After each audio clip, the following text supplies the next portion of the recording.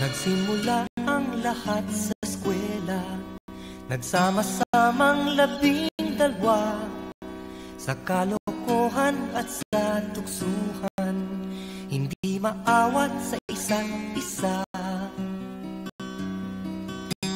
Madalas ang standby sa cafeteria, isang barkada na kay saya, laging may hawak-hawak na gitara, konting udyok lamang kakanta na.